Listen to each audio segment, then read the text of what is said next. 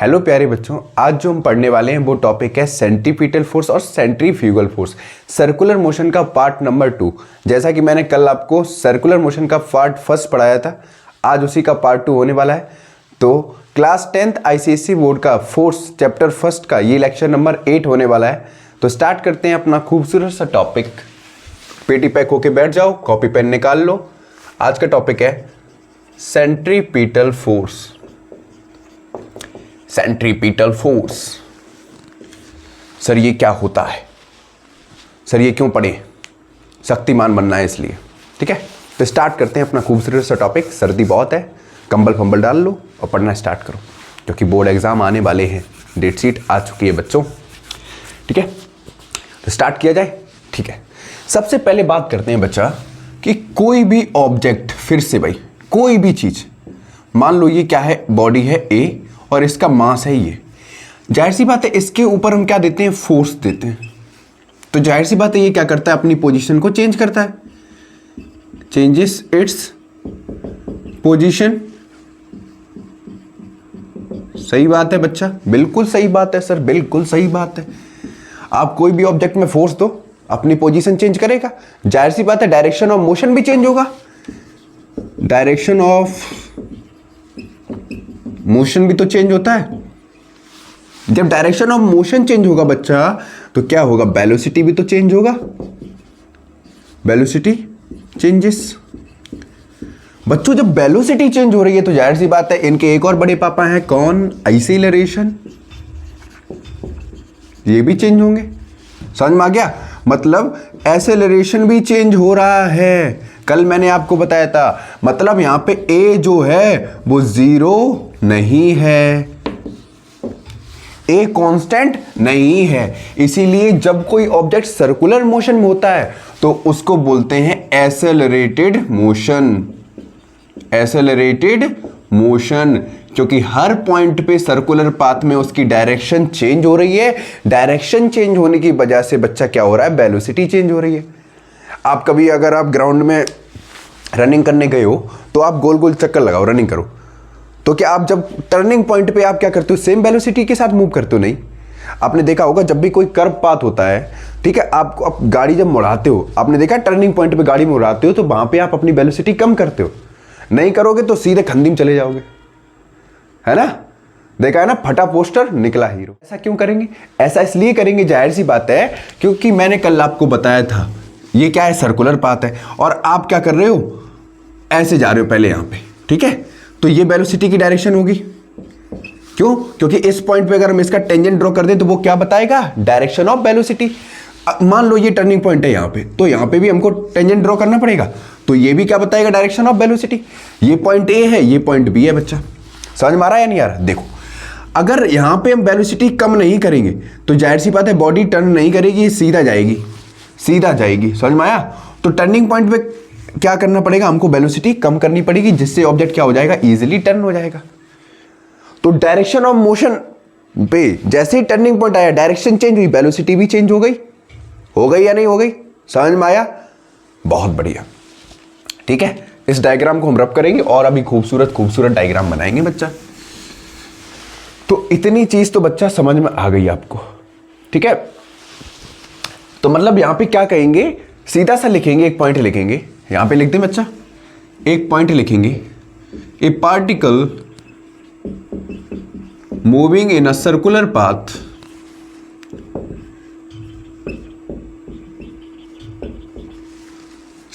Path continuously changes its direction, hence its velocity also get changed। समझ में आया?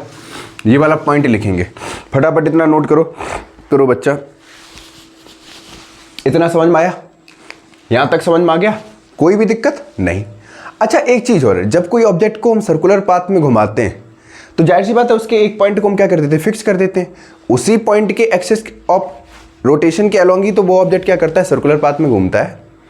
ये चीज़ तो हम बता चुके हैं, आपको नहीं पता तो क्लास 10th ICSE बोर्ड के, ठीक है, कंप्लीट प्लेलिस्ट आपको मिल जाएगी हमारे चैनल पे, विजिट करो, उड़ान बैच सीरीज, ठीक है। उसमें आपको लेक्चर 1 से लेके अभी तक के जितने लेक्चर हो गए हैं देख लेने हैं, आपका टॉपिक एकदम बेमिसाल तरीके से क्लियर हो जाएगा, ठीक है।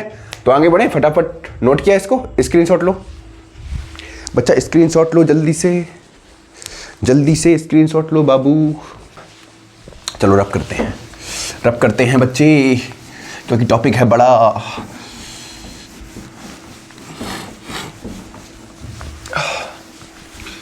अच्छा देखा है ना बच्चों, विंटर्स में कोल्ड बहुत ज़्यादा हो जाता है ना। पढ़ने बैठो एकदम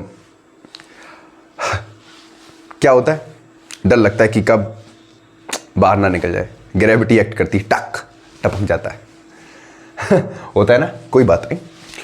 तो इलाज सीधा ऐसा है कि पेटी पैक होके बैठ जाओ, एकदम सर्दियों वाले कपड़े पूरा कवर करके एकदम मम्मी बन जाओ, एकदम कोई देख ही ना पाए, बस आंखें खुली होनी चाहिए, इतना हाथों में भी ग्लव्स होने चाहिए, है ना, बहुत बढ़िया। अब अच्छा एक चीज समझाते हैं बच्चों इसी में।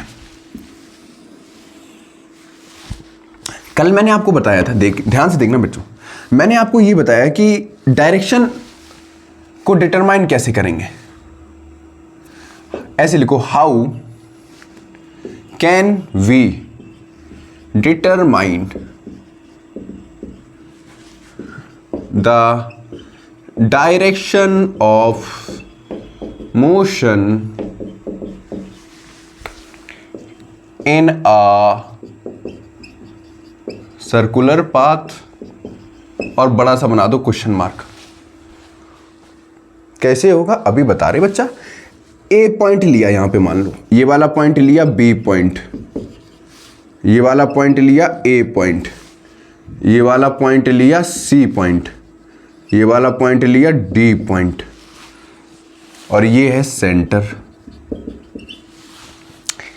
जाहिर सी बात है बच्चा, मैंने क्या बताया, अगर डायरेक्शन निकालनी है सर्कुलर पाथ पे तो ए पॉइंट पे निकालनी है, तो ए पॉइंट पे बेटा टेंजेंट ड्रॉ कर दो ऐसे खचाक खचाक, तो ये क्या होगा, वेलोसिटी की डायरेक्शन। बी पॉइंट पे निकालनी है तो बी पॉइंट पे टेंजेंट ड्रॉ कर दो ऐसा, ठीक है, ये डायरेक्शन होगी। सी पॉइंट पे निकालना है तो सी पॉइंट पे टेंजेंट ड्रॉ कर दो,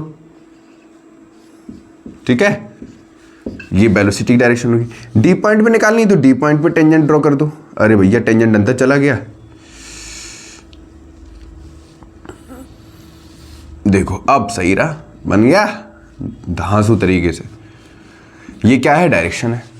सर कैसे डायरेक्शन पता चलेगा? अच्छा एक चीज याद रखना, अभी बताए कॉन्सेप्ट तो यूं निकलेगा, यूं बच्चों। हमें क्या करना है, पहले आपको डायरेक्शन पता होनी चाहिए। इधर वाली ईस्ट होती है, इधर वाली वेस्ट, ऊपर वाली नॉर्थ, नीचे वाली साउथ। अगर ए पॉइंट पे देखें तो बच्चों जो मैग्नीट्यूड ऑफ वेलोसिटी है, लिख लो बच्चा, लिखो यहां पे, magnitude of velocity in a circular path remains same along the path। ठीक है, जो मैग्नीट्यूड ऑफ वेलोसिटी है वो सेम रहता है सर्कुलर पाथ में, ठीक है, ठीक, कोई दिक्कत नहीं। डायरेक्शन चेंज होगी, मैग्नीट्यूड चेंज नहीं होगा। क्यों? क्योंकि मैंने वेलोसिटी की बात की, वेलोसिटी वेक्टरी क्वांटिटी है, पता है ना, बहुत बढ़िया। बेटा ए पॉइंट पे देखो इसकी डायरेक्शन कैसी है, ये वाली डायरेक्शन पाथ कैसा है, ईस्ट की तरफ, तो ए पॉइंट पे किधर की डायरेक्शन हो गई, ईस्ट की तरफ। बी पॉइंट पे जरा डायरेक्शन पता करो बेटा, बी पॉइंट पे कहां जा रहा है, ऊपर, ऊपर वाली डायरेक्शन कौन सा है, नॉर्थ बेटा। सी पॉइंट पे डायरेक्शन पता करो किधर जा रहा है, टुवर्ड वेस्ट, ये वेस्ट हो गया। डी पॉइंट पे बेटा डायरेक्शन देखो कहां जा रहा है, टुवर्ड साउथ, तो ये साउथ हो गया। अब देखो बेटा ए बी सी डी चारों पॉइंट पे इसकी डायरेक्शन ऑफ मोशन अलग अलग है, तो हर पॉइंट पे इसकी वेलोसिटी क्या होगी, अलग होगी। मैग्नीट्यूड ऑफ वेलोसिटी क्या होगी, सेम होगी, लेकिन डायरेक्शन के रिस्पेक्ट में इसकी वेलोसिटी कैसी होगी, चेंज होगी। समझ में आ गया? कोई तकलीफ? समझ में आ रहा है, नहीं आ रहा? बहुत बढ़िया, बहुत बढ़िया बेटा, बहुत बढ़िया, इतना समझ में आ गया। अब सर आप पढ़ा रहे हो सेंट्रीपिटल फोर्स, सेंट्रीपिटल फोर्स लगेगा किधर? सेंट्रीपिटल फोर्स हमेशा सर्कुलर पाथ में टुवर्ड द सेंटर लगता है। कैसे, वो भी बता रहे बेटा। सेंटर से लेके ए पॉइंट की दूरी को हम क्या बोलेंगे? बता बच्चे, बता क्या बोलेंगे? आर बोलेंगे, रेडियस। सेंटर से लेके बी पॉइंट की दूरी को क्या बोलेंगे? आर, रेडियस बोलेंगे। सेंटर से लेके, अरे तिरछा हो गया, अरे कोई बात नहीं, ये भी आर होगा। सेंटर से लेके डी पॉइंट की दूरी को भी आर बोलेंगे। तो जो सेंट्रीपिटल फोर्स है या सेंट्रीपिटल एक्सेलरेशन है वो हमेशा एक्ट करता है टुवर्ड अलोंग द रेडियस। लिख लो बेटा, लिखो centripetal acceleration, centripetal acceleration, acceleration always acted along the radius। अब बच्चा देखो, ये r जो रेडियस है, ठीक है, तो ये वाली डायरेक्शन सेंट्रीपिटल एक्सेलरेशन की होगी, ठीक है, टुवर्ड द सेंटर। हो गई या नहीं होगी? अब देखो बेटा, वेलोसिटी और एक्सेलरेशन, सेंट्रीपिटल एक्सेलरेशन, क्यों? Toward the centre. देखो, टुवर्ड द सेंटर जो एक्सेलरेशन लगता है उसको कहते हैं सेंट्रीपिटल एक्सेलरेशन, ठीक है। टेंजेंट के अलोंग जो डायरेक्शन होती है वो होती है वेलोसिटी की डायरेक्शन। तो यहां पे देखो बच्चा, वेलोसिटी और जो सेंट्रीपिटल एक्सेलरेशन है कैसे हैं? परपेंडिकुलर है। देखो बच्चा, यहां पे जो, अब सेंट्रीपिटल एक्सेलरेशन को हम ऐसे लिख सकते हैं, ए सी। ए सी का मतलब है सेंट्रीपिटल एक्सेलरेशन। ये किससे परपेंडिकुलर है? किससे? वेलोसिटी से। लिख लो, ए क्या है? Centripetal acceleration. पता चले भूल जाओ आप लोग, सेंट्रीपिटल एक्सेलरेशन। और बी क्या है हमारी? Velocity, linear velocity. इतनी बात समझ में आई? ओमेगा एंगुलर वेलोसिटी होती है, ओमेगा की बात नहीं की है, वो आगे फॉर्मूला आएगा, B equal to R omega. अभी इतना ही सीखो, आगे सिखा देंगे आपको, ठीक है। इतना समझ में आ गया? तो सेंट्रीपिटल एक्सेलरेशन हमेशा कैसा एक्ट करेगा? अलोंग द रेडियस, ठीक है। कोई भी पॉइंट पे निकालेंगे, कैसा एक्ट करेगा? अलोंग द रेडियस, ठीक। क्लियर हो गया? इतना फटाफट स्क्रीनशॉट लो, यहां तक स्क्रीनशॉट लो बच्चा, स्क्रीनशॉट ले लो।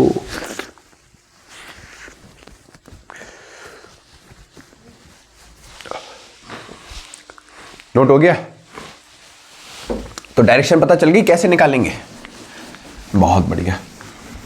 इसीलिए मैंने जो सर्कुलर मोशन के दो पार्ट इसीलिए बनाए ताकि एक पार्ट में वीडियो की लेंथ ज्यादा हो जाती, आप भी डिस्टर्ब होते, हम भी थोड़ा डिस्टर्ब होते, ठीक है। तो डिटेल में अलग अलग सेपरेट करके वीडियो बना दी ताकि आसानी से आप समझ जाएंगे, ठीक है, कोई बात नहीं।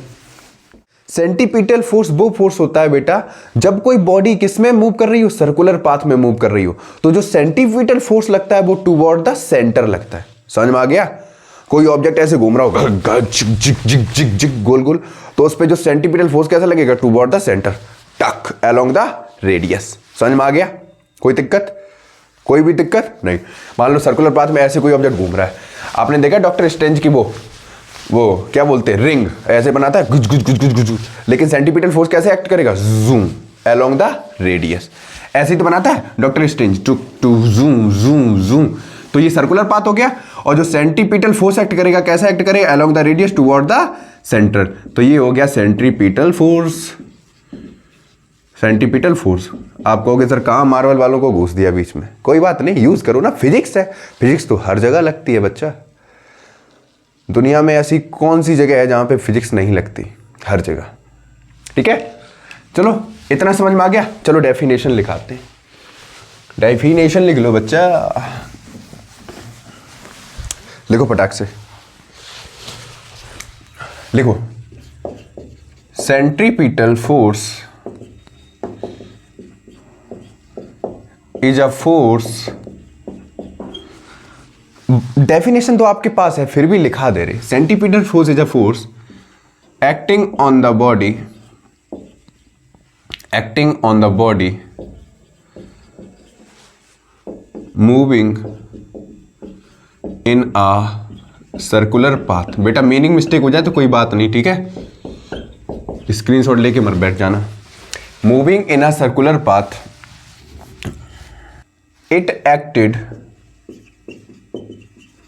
always toward the center, समझ में आ गया? Centre of the circular path लिखो, centre of the circular path. ये तो हो गया सेंटीपिटल फोर्स। अच्छा बेटा, सेंटीपिटल एक्सेलरेशन की बात की थी, तो सेंटीपिटल एक्सेलरेशन को AC से डिनोट करते हैं और इसका वैल्यू होता है b²/r। ठीक है। अच्छा, आपको पता है from second equation of motion, from second equation of motion पता है ना बच्चा? सेकंड इक्वेशन ऑफ मोशन क्या होता है बच्चा? F = ma। ठीक है, F = ma। जाहिर सी बात है, फोर्स देंगे तो जाहिर सी बात है एक्सेलरेशन चेंज होगा, तो इसीलिए सर्कुलर मोशन कैसा है? एक्सेलरेटेड मोशन है, क्योंकि इसमें एक्सेलरेशन चेंज होता है, क्योंकि हम ऑब्जेक्ट में क्या देते हैं? फोर्स देते हैं। इतनी बात समझ में आई? बेटा यहां पे एक ही जगह सब्स्टिट्यूट कर दो, एक्सेलरेशन है लेकिन कैसा है? Toward the centre. तो F बराबर कितना हो जाएगा? mb²/r। इतनी बात समझ में आ गई बच्चों? यहीं से एक चीज और समझो, फोर्स और रेडियस का रिश्ता देखो बेटा, F और R का रिश्ता देखो, बहुत ही खतरनाक रिश्ता है बेटा। दोनों आपस में कभी साथ नहीं रहते। कैसे बेटा? फोर्स इनवर्सली प्रोपोर्शनल है 1/r के। अगर फोर्स बढ़ाओगे तो दूरी कम होगी, ठीक? अगर देखना फोर्स मैक्सिमम होगा तो रेडियस कैसा होगा? मिनिमम। ठीक है। अब अगर फोर्स मिनिमम है तो रेडियस कैसा होगा? मैक्सिमम। समझ में आया? रेडियस मैक्सिमम होगा तो फोर्स मिनिमम देना पड़ेगा। समझ में आया? तो दोनों इनवर्सली प्रोपोर्शनल है। ये किसका साइन है? Inversely proportional. नालायक वो कह रहा है प्रपोज, प्रपोज अलग होता है, प्रोपोर्शनल अलग होता है। मती भंग है तुम्हारी। इतना नोट करो फटाफट। इतना नोट कर लिया बच्चों? जल्दी से नोट करो, फिर आगे से फटाक समझाते हैं। स्क्रीनशॉट ले लिया? चलो इसके कुछ एग्जाम्पल्स करते हैं। सर एग्जाम्पल भी समझा दो। बिल्कुल समझाएंगे बच्चा, एग्जाम्पल भी समझाएंगे। एग्जाम्पल देखते हैं। तो पहला तो बच्चा एग्जाम्पल है, फर्स्ट जो एग्जाम्पल है वो है न्यूक्लियस और ऑर्बिट के बीच का रिश्ता, मतलब प्रोटॉन एंड इलेक्ट्रॉन के बीच का रिश्ता सर्कुलर पाथ में। ठीक है, ये देखेंगे सर कैसे सर्कुलर मोशन यहाँ पे या सेंटीपिटल फोर्स एक्ट करता है। ठीक है, तो जाहिर सी बात है आप जानते हो ये क्या है? न्यूक्लियस है। सर कैसे पता? क्योंकि ये ऑर्बिट है, तो ये सेंटर ऑफ द एटम वो क्या होता है? न्यूक्लियस होता है। और न्यूक्लियस होता कैसा है बेटा? Positive charge. पॉजिटिव चार्ज का मतलब क्या है बच्चा? प्रोटॉन। और प्रोटॉन पे चार्ज कैसा होता है? ई पॉजिटिव। ठीक है बेटा, ये क्या है? ये है ऑर्बिट, रैबिट नहीं, ऑर्बिट। तो ऑर्बिट में क्या लाई करता है बच्चा? इलेक्ट्रॉन। और इलेक्ट्रॉन पे चार्ज कैसा होता है? ई नेगेटिव। कैसा होता है? नेगेटिव। बच्चों यहां पे देखो, यहां पे न्यूक्लियस पे प्लस, इलेक्ट्रॉन पे माइनस। तो यहां पे चार्ज जो है, ठीक है, प्लस माइनस को जकड़े हुए है। ठीक है, चिप को मूवमेंट चल रहा है यहां पे, देखो ध्यान से, क्योंकि न्यूक्लियस पे प्लस, ऑर्बिट में इलेक्ट्रॉन पे नेगेटिव, तो प्लस माइनस को दूर जाने ही नहीं दे रहा है। भाई रिश्ता तो तभी मजबूत होता है जब बॉन्डिंग ऐसी हो, टेटली वाली। वही बॉन्डिंग है न्यूक्लियस की और इलेक्ट्रॉन की। समझ में आया? मतलब प्रोटॉन और इलेक्ट्रॉन की। कैसे? यहां पे क्या है बच्चा? यहां पे इलेक्ट्रोस्टैटिक फोर्स ऑफ अट्रैक्शन है किसमें? Nucleus of the proton and orbit of the electron के बीच में। समझ में आ गया? लिखते हैं, there is a presence of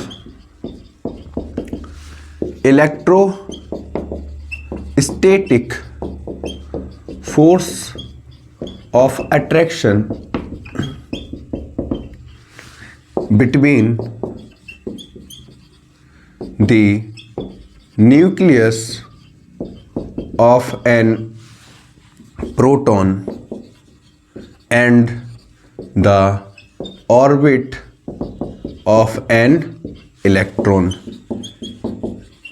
तो जाहिर सी बात है इस प्लस की वजह से ये माइनस चार्ज क्या करता है, इस ऑर्बिट में सर्कुलर मोशन में क्या करता रहता है, घूमता रहता है। Niels Bohr Niels Bohr atomic model पढ़ा है ना, वही वाला है। ठीक है, इस पॉजिटिव की वजह से क्या हुआ है, न्यूक्लियस के बाहर इलेक्ट्रॉन मंडराता रहता है। ये पॉजिटिव क्या है, ये है बबीता जी। ठीक है, और इलेक्ट्रॉन क्या है, ये न्यूक्लियस क्या है बच्चा, बबीता जी, और इलेक्ट्रॉन क्या है, जेठालाल। तो जेठालाल कहां घूम रहे हैं, न्यूक्लियस के चारों तरफ। तो यहां पे क्या डेवलप हो रहा है, इलेक्ट्रोस्टैटिक फोर्स ऑफ अट्रैक्शन। समझ में आ गया, इसीलिए जेठालाल बबीता जी को छोड़ के नहीं जा पा रहे। समझ में आया, कोई तकलीफ, बहुत बढ़िया, समझ में आ गया। तो जिससे ये क्या है, सर्कुलर पाथ में मूव कर रहा है, तो यहां पे एक सेंटीपीटल फोर्स एक्ट करेगा। फटाफट नोट करो, नोट हो गया यहां तक, बहुत बढ़िया। दूसरा एग्जांपल बताया जाए।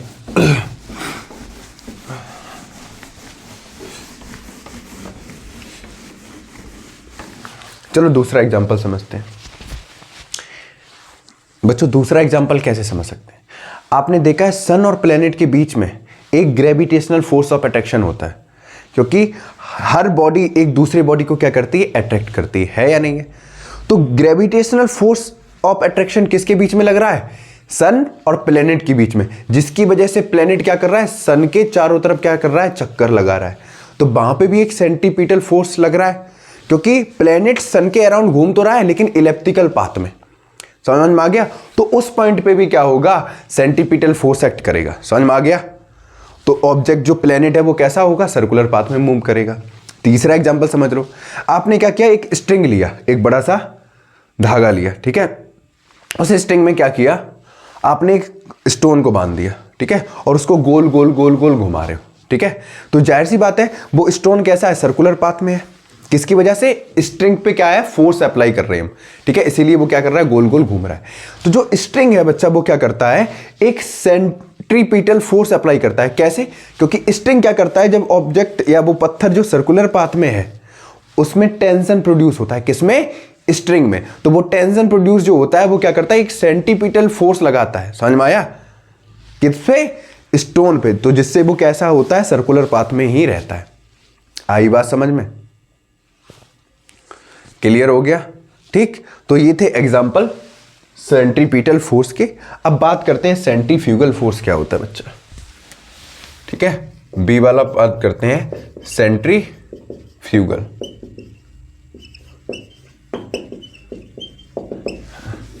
बेटा सेंट्रीफ्यूगल फोर्स को हम एज्यूम करते हैं, ये रियल में नहीं होता है। ठीक है, तो पहली चीज, centrifugal force it is not a real force, पहली चीज बता दिया। क्यों, क्योंकि जो सेंट्रीफ्यूगल फोर्स होता है इसको एज्यूम हम करते हैं जब कोई ऑब्जर्वर मूव करता है, किसके साथ, बॉडी के साथ। ठीक है, तो जाहिर सी बात है सेंट्रीफ्यूगल फोर्स लगता कहां है, अवे फ्रॉम द सेंटर। समझ में आ गया, इसकी डायरेक्शन कैसी होती है, opposite to the direction of centripetal force. ये कोई रियल फोर्स नहीं है, इसको सिर्फ हम एज्यूम करते हैं। क्यों, क्योंकि यहां पे रियल फोर्स क्या करता है, एक्शन रिएक्शन फोर्स अप्लाई करता है, Newton's third law of motion. क्योंकि एक्शन रिएक्शन सेम बॉडी पे अप्लाई नहीं हो सकता, दो अलग अलग बॉडी पे एक्ट करता है। ठीक है, तो सेंट्रीफ्यूगल फोर्स कैसा है बच्चा, रियल फोर्स नहीं है। ठीक है, इसका मैग्नीट्यूड तो सेम रहता है लेकिन it is acted opposite to the centripetal force. Centripetal force toward the centre लगता है, centrifugal force away from the centre लगता है। समझ में आ गया, इसका भी एक्सप्लेनेशन है। ठीक है, वो कभी किसी और दिन बता देंगे। अगर आपको एक्सप्लेनेशन चाहिए तो कमेंट बॉक्स में बता दीजिएगा। ठीक है, आज के लिए इतना ही रखते हैं।